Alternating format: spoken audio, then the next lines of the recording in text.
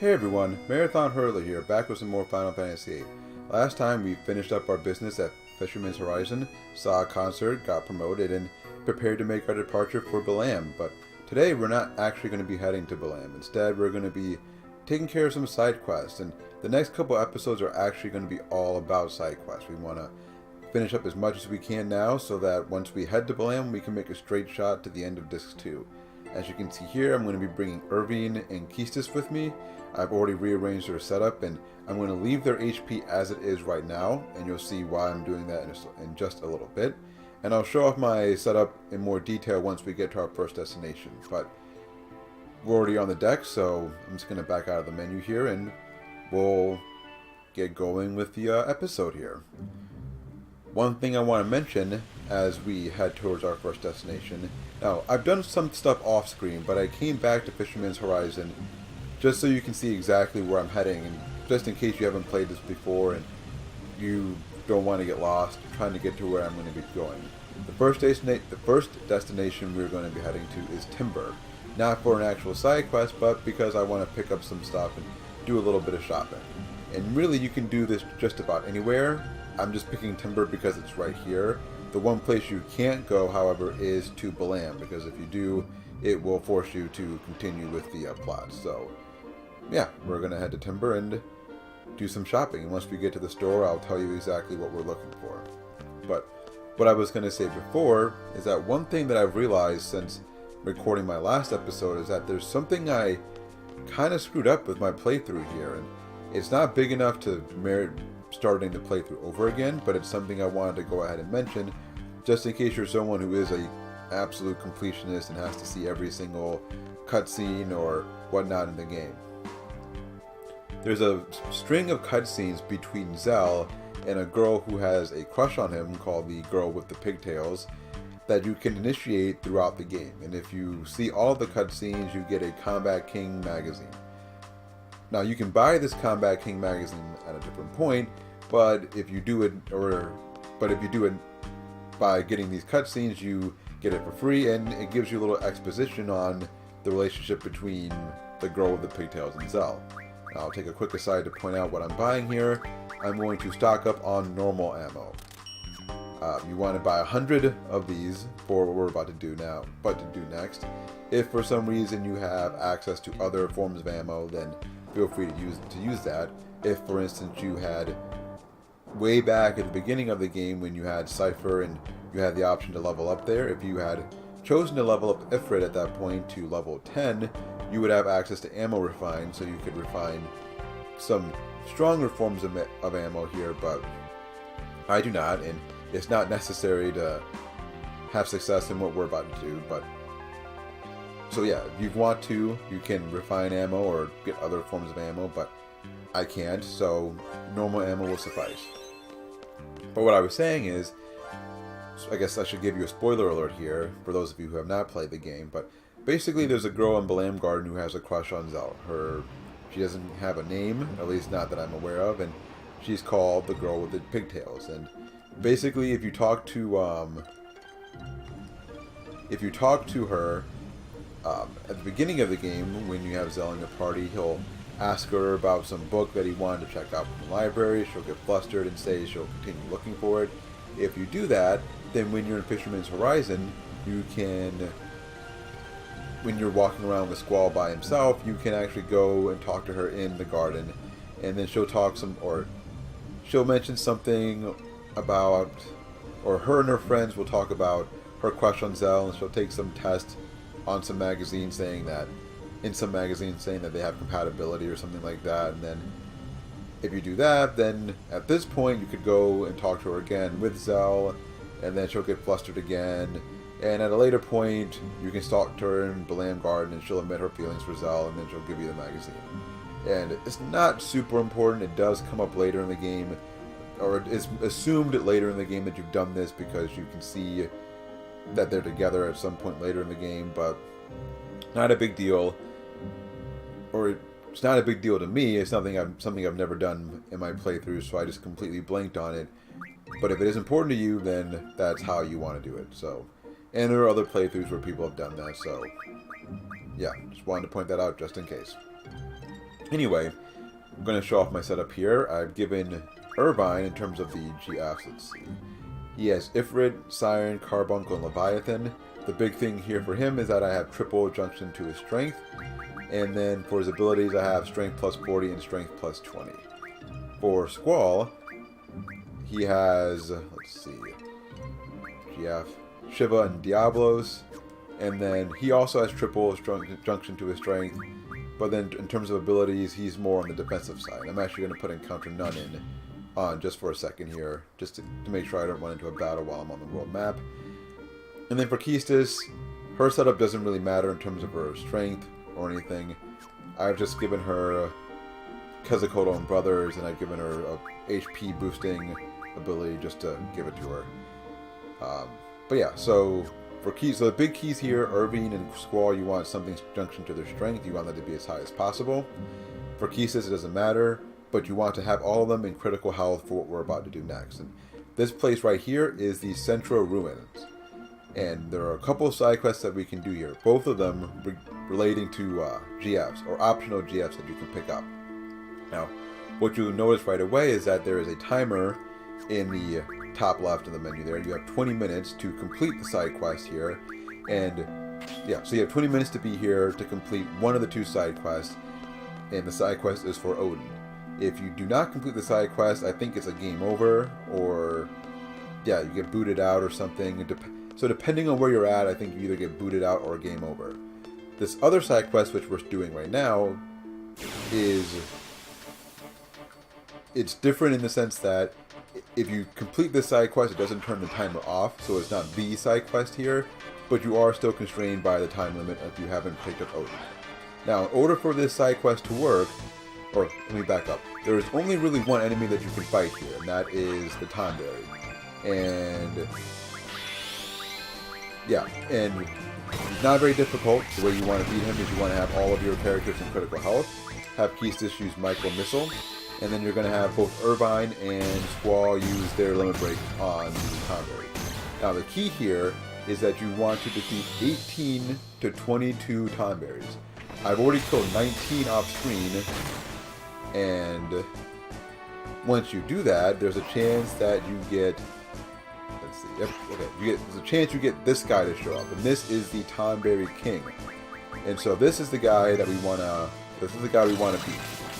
So what this guy can do, or what this guy can do, basically, he's our GF. If we beat him, we get him.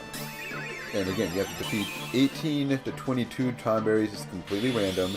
Usually takes me exactly 20 for him to show up. And once you beat him, you get him as a GF. What else is there? Now the thing is, you are constrained by the time limit. So what you end up doing, unless you want to pick up Odin first, which you can do. I mean, if you pick up Odin first, then the timer's off, and then you can just take your time getting the Tonberry King. But I'll explain why you don't want to do that in just a second. So yeah, if you pick up Odin, the timer goes off. Otherwise, you're stuck with this timer. And so basically what you have to do is you have to beat a couple Tonberries, then leave, come back, do it again, beat a few more Tonberries, leave, and come back. And yeah, the Tonberry King is not difficult at all. I know I'm giving you a lot of information very quickly here, but as you can see, the Tonberry King is not tough at all. I think he has one other attack, or two other attacks that I've seen him use. There's this attack called Junk, which attacks everyone, but it's not that, doesn't hit that hard. He has a weaker form of that physical attack, so when you attack Irvine, it says it's sharp, and then when that happens, you get it's a more powerful physical attack. If he just attacks you otherwise, then it's a way less powerful physical attack. And another thing that you could do is, when I did my test run of this, I actually used, what did I do? I used Meltdown on the Tonberry King to actually make this even easier, but as you can see there, I didn't even need to do that. I was able to kill him very easily with no problem, even without using Meltdown on him. And if you don't have any Meltdown spells, which I didn't, you can refine that from the Gyla card. So you turn the Gyla card into a Mystery Fluid, use Status Magic Refine, turn it into Meltdowns. So yeah, I went through all that very quickly, and I wasn't expecting this to happen that quick. I wasn't expecting to beat him that fast. I knew it wasn't going to be hard, but yeah. So basically, to try to summarize everything I just did there, you go to the central ruins. There's a timer. You want to beat 18 to 22 Tonberries. Each Tonberry is not very difficult. It's just like any Tonberry in, I think, earlier versions of the game where the Tonberry will walk closer to you. If he gets all the way to you, he will begin to use, will begin to kill all of your characters basically, and so you don't want that to happen. But he works very slowly. You have plenty of time to get all the limit breaks off. With the setup that I'm using, you only needed to use each limit break once, so you use micro missiles, Renzelkuken, then shot, and then the Tonberry is dead. You can kill about 10 to 14, depending on how fast you are in a single round before you're getting close to time being out. Then you leave, you come back, winch, wash, and repeat. I would do that until you've killed 17. Once you've killed 17, then you should leave, save your game, then come back, and then once you've done that, you can take your time basically. So I would kill one if the King Tonberry doesn't show up. So like you've killed 17, you kill 18, Tonberry doesn't show up, you can leave, save, come back, do the same thing again, and that gives you the maximum amount of time possible to kill the Tonberry, just in case you need it. You probably won't need it, but just in case you do need it, then you have it. And like I said, it's all very easy. The only other thing to point out is that when you leave, Odin gets kind of mad and he calls you a dishonorable wretch for leaving, and I wouldn't worry too much about that. It really doesn't matter. He says the same thing every single time you come back, regardless of when you leave or or how many times you leave. So don't worry about that. I'm not going to pick up Odin right now, and the reason I'm not going to do that, for those of you who have not played the game, is that Odin is not like typical summons, in the sense that you can't control him. He shows up randomly at the start of a battle. When he shows up, he kills all the enemies on screen, but this is a problem for us because we don't want to get experience right now. We very much want to have no experience so that we can continue our low-level playthrough until we want to get our max stats. So I wouldn't pick up Odin now. I'm not going to show off how to get him now because I'm going to do it later. If you are interested in finding out how, you can send me a message, but there are tons of playthroughs online which show you how to get Odin. So, and it's not very difficult, and fighting Odin, you have to fight him, but he doesn't do any damage to you, so it's a joke fight. But yeah, not going to get Odin now. You can if you want, but I'm going to do that later. Another side quest, and I'm doing a lot of talking right now because there's so much information to give out. Another side quest that we can start is what we just saw right there. You come to this area over here, which I'll show off the name of that in just a second and where we are on the map. But we're right beside Winhill, and that's where we're going to be heading next. But you come to Winhill, you get out of the garden, you run around, and eventually you will run into an encounter where a UFO will go by. This happens even if you have encounter none on, so there's no reason not to have it on, so you avoid encounters and avoid having to run away from a battle or get experience or have to card enemies. And so once you've done that, that starts another side quest which we won't be able to finish now, but we can make some progress on. So having said all of that, we are finally ready to start the second side quest that I will be doing today, and I'm actually going to bring Renoa into my party, and I'll explain why I'm doing that in just a second. But now we can head into Winhill, and then we'll start our next side quest. And I think I actually may have come into the wrong entrance here, so I might need to leave and then go around back, because there's that. Oh, nope, we're fine. Alright, perfect. So yeah, this is not a major side quest. It really doesn't bring much to the story at all, but I wanted to go ahead and show it off because I have a little bit of time, and it's a nice little transition into our next side quest. So first thing you want to do is talk to the people here. So this lady is upset about, is saying her husband is upset about a vase, and yeah, the vase has been passed down through many generations, and he thinks there's a ghost, and so we're going to help him find his missing vase pieces. What? That's weird. Yeah, seriously, man, that's not funny. Sure you didn't. Yeah, man, all this talk about ghosts, you just can't be screwing around. And then, yeah, you walk away, and all of a sudden, the thing starts falling apart. So clearly there's a ghost that we're going to have to fight now to get this vase back. Or it could be a little Chickabo. Yeah, it's just a Chickabo. Yep. And when we go up to this little green thing here, we get a vase piece. So yeah, fortunately it's not going to be that easy. We're going to have to find multiple vase pieces in order to finish this side quest. Now I'm not sure, I know when you were here before you could run into random encounters. I don't know if you can, I can't remember if you can actually run into encounters now. Let's see, is there anything here that we can see? I don't think there's anything here. I remember reading online that you can actually pick up one of the base pieces here instead of doing it the way that I normally do it, but I don't think you can do that. I think that information that person had was faulty.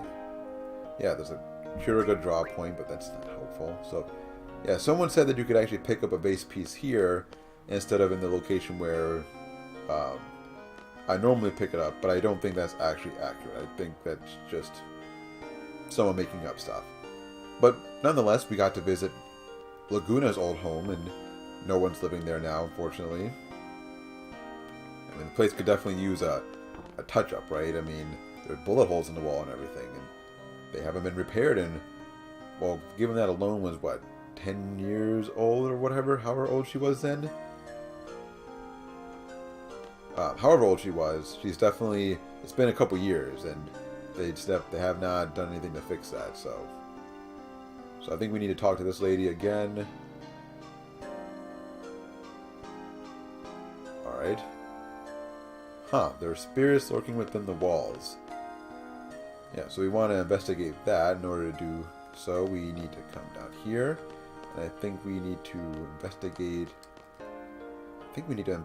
this... No. Hopefully that didn't screw this up. I hope that didn't screw things up here. But what I think we need to do is we need to... I wish I could just, like, control them a little bit more here. And I thought it was this thing over here. Right? I'm having trouble here. I mean, I've seen other people do this and have the same issue. And when I've done this before, I've always had an issue with this. I'm going to go talk to that lady again and see if that's what I need to do to keep things moving here. Let's see. Yeah, so maybe I needed to talk to her again. I'm going to look at my notes while I'm doing this as well. Sorry to kind of interrupt what I'm doing, but yeah, so I talked to the lady. Oh yeah, that's right, that's what I needed to do. That's what I screwed up. Okay. That's why it's always useful to have your notes nearby. I need to talk to her again, I think. So I need to talk to her a couple of times. Yeah. Because she says a couple things. There you go. She's going to talk about the fragrance in the air and the flowers that are downstairs. And then she asks us about their fragrance. Asks us if we can sense their fragrance. Once she does that, then you come down here, and then you can examine the white flowers, I think. And there you go. I swear this game has some weird, like, very touchy triggers sometimes, which is frustrating, but anyway. And then we need to talk to Rain. And then Rain goes away, and the cat replaces it. So then we talk to the cat. We talk to the cat. There we go. Seriously with this game. And we get a vase piece. I swear this game has like the touchiest triggers sometimes. Like you have to be on the right spot and like the spot you have to be on is so small. It's because this was the same thing that we dealt with in the I don't know if they mentioned the name yet, but in that dungeon we were at with Laguna much earlier in the game, we had to deal with this. So that was frustrating. But anyway, now we come in here, and I think we go straight to the flowers over here and get another cutscene. We say, yes, we like the flowers. She mentions rain again. They bloom every year. Apparently rain is dead, and Laguna had something to do with it, or they blame Laguna somehow. I probably should not have glossed over that as insensitively as I did, but yeah, we get another base piece, nonetheless. So that means there's only one more base piece to pick up, and then we'll be done, and we can move on to whatever's next. And so the last base piece is going to show up right here at this this crossroads, and as you can see, there's little chocobos running around, and nope, didn't hit it. But there's little chocobos running around. We got the little digital chocobo theme going on there, and you hit it, chocobo falls down, and then a base piece is going to come down to the ground. Now you can continue to do this, and you can actually pick up some other items. Like you can get, what else can you get? You can get like a phoenix down. I think you can get some potions and whatnot. Nothing of any value, but you can certainly pick up some stuff while you're here if you really want to. But I'm not interested in that, so we're just going to head back, pick up our reward, and head on to our next side quest. So now that things have finally calmed down a little bit, and I have a little extra free time within this episode to talk, one other thing I wanted to throw out there is, I mentioned this in my update video, but I'm currently looking at options for my next playthrough. Now we're still a long way from being able to finish up things here, but I'd say we're a little bit under halfway there, and or maybe we're about halfway there, I'd say. Wait, there's more pieces? Maybe I did miss something. So maybe there is a piece in Laguna's house. I thought there wasn't. So in Laguna's old house, I thought I had it written down, but it was in here somewhere. But where could it be?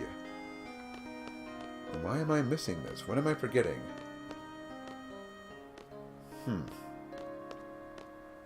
Well, this is unfortunate. Because I had it in my notes that there was a piece in Laguna's house, but then when I came here to pick it up, I couldn't find it, but now I'm short a piece. Are we sure it's here? Am I sure? Let's see.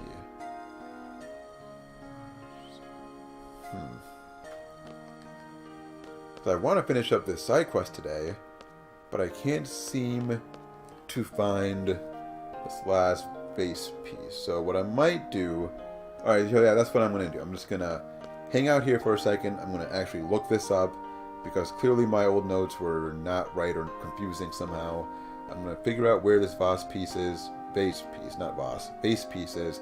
And then when I do, I'll be right back. Okay, I'm back. So apparently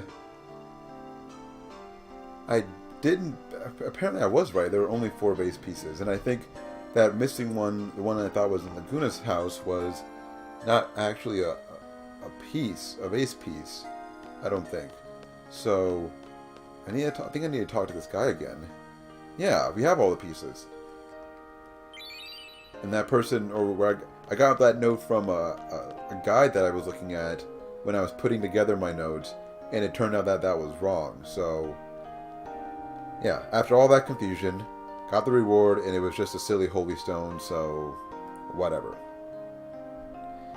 One other thing I should point out is if you actually... So what you can get from when you're at the path where the chocobos run across, you can actually pick up a phoenix down and some gasol greens. Worthless items, but if you keep doing it, then a mama chocobo comes out and like kicks you or something. So it's kind of funny, but like not really anything worth showing off. So yeah, so I think that's everything that I wanted to do today, but what I'm going to do is I'm actually going to go ahead and drive to my next destination, just so I'm already there for the next episode, because the next episode will be a bit longer than this one, and the next 2 episodes actually are going to be a bit longer than this one, so might as well save some time and travel where I can in between or during the episode, and that'll make this episode a little bit longer, but then that'll be okay. So anyway, what I wanted to say is, what I was saying before is, we're about halfway through the game, not in terms of the number of hours, but in terms of what I'm actually going to be showing off, because a lot of the grinding and stuff that I need to do later will be done off screen. So we're about halfway through the game at this point, and I'm starting to think about what projects I might want to do after I finish Final Fantasy VIII. And I'm torn between a couple of ideas, and so I'm looking to get some feedback if anyone is watching these videos and wants to comment in terms of what I should do next. And so I've got a couple of ideas of things that I could do. My first thought was to do Xenosaga and to play through that entire series, and I might still do that. The one challenge with the Xenosaga series, as much as I love it, is that the cutscenes are very long, and I'm not sure how I would handle that, because they are fully voice acted as well. I wouldn't want to just sit there and say nothing throughout the cutscenes, in part because I want to be able to share my reactions during the cutscenes, and also I'm a little bit worried about copyright issues. I think Namco made the first Xenosaga game, and I don't know what their policy is. And I'm not monetizing these videos, so it shouldn't matter, but you just never really know. So there's that, and then I also considered, what else have I considered? Xenogears, which would have fewer issues in terms of the cutscenes, although they still can be pretty long, but they wouldn't be voice acted, so maybe there's less of a chance of me running into problems there. I'd also considered doing Final Fantasy 1 for the PSP, and I played through that a couple of times. I can show off some different ways of tackling the game, different party setups, whatnot. I thought about doing, what else have I thought about? I've considered doing Legaia 2, so it's kind of the sequel to Legend of Legaia, but not actually a direct sequel in the sense that it's not the same world, same plot, but it's the same basics. It's the same style of gameplay. There are some broader similarities between the games, but that's one thing I considered. Yeah, so that's a game I considered doing. I'm trying to think, what else have I considered besides that? I think those are the big games I'm considering at this point. Oh yeah, the other one I was considering was Dragon Quest VIII for the PS2. But can I actually do that? Yeah. I've thought about doing the Dragon Quest VIII. I also considered doing Final Fantasy X-2 and doing a 100% run, a 100% the first playthrough run, which is somewhat difficult and takes a bit of work, but it's something that I've done before and would be willing to do again. But with that, I've seen other people do that before, and so I want to be able to do things that I haven't seen many people do yet. I don't want to feel like I'm kind of treading on other people's work, I guess, for lack of a better way of putting it. But if there was interest in that, I would consider doing it. So those are kind of the games I'm considering. If you have other suggestions, I'm willing to listen. The only limitation is that it has to be available either on the PS3, the PS4, the PSP, or it has to be downloadable on, or PS2 as well, or the PSN network.